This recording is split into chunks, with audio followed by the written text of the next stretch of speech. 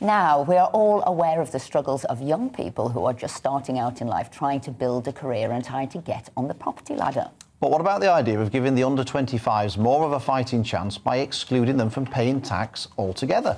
To discuss this further, we're joined by Kieran Everson, who is the writer for the Mallard magazine, which is a magazine for people of all persuasions who are unimpressed with current political parties. He's also written a paper and whilst he's at university. So, Kieran, tell us about this. Why shouldn't under-25s pay tax? Hi, hello.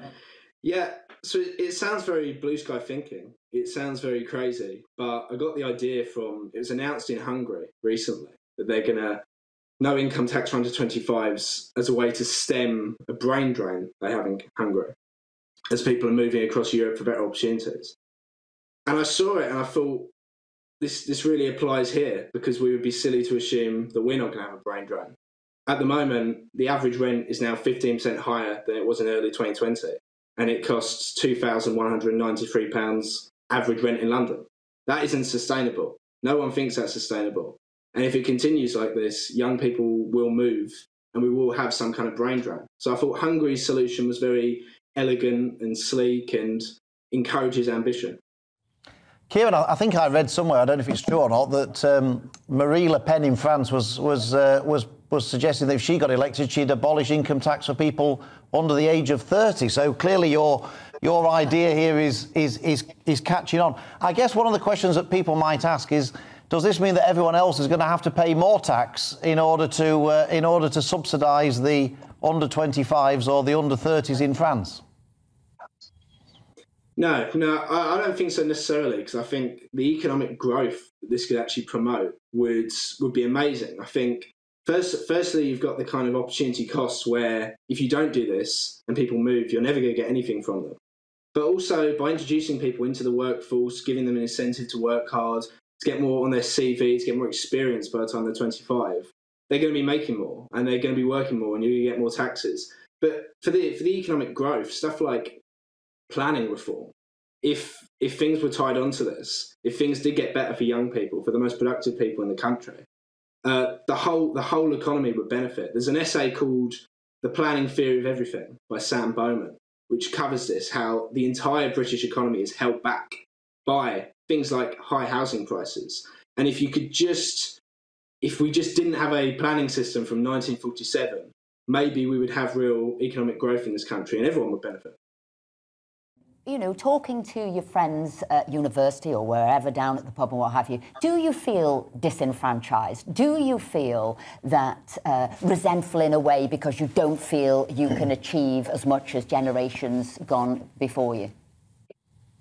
Yeah, absolutely. And people who are politically disinterested, people with no interest in politics, think this. So you've got marginal tax is now 42% for graduates earning over 27k. Which is crazy, and that's from the NI advice, and the NI advice was to pay for a cap on social care spending so that old people don't sell their homes. But then that's even less homes in the market, and politicians that supposedly stand for young people, like Corbyn did, called this a dementia tax.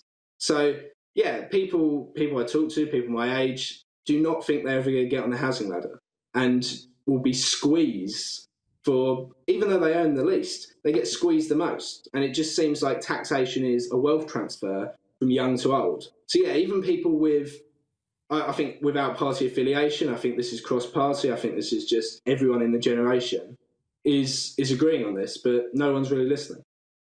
Make a counter-proposal to you, Kieran, because I am very interested in your idea. I just wondered whether or not if you took them out of tax altogether, they may have no incentive and low tax rates for generally because they wouldn't be paying any tax at all. And I wondered, therefore, to try and encourage them to care about the rate of tax that there is in the country, we could charge them half the rate of tax rather than abolishing it altogether, so that they still have an incentive to vote for a party or to see governments have low rates of tax generally. What do you think? I've just thought about that off the cuff. What do you think of that as a counter proposal?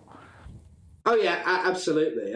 A proposal like this is incredibly ambitious, of course, and so just anything that can be done to lower that marginal rate is the real hard one on young people. So yeah, to meet in the middle, this is obviously a very ambitious one from Hungary.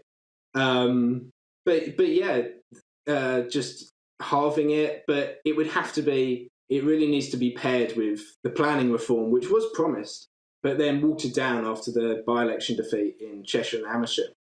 If you tie all these things together and you stop treating young people badly, the entire economy will benefit. So yeah, I think that's a good counter.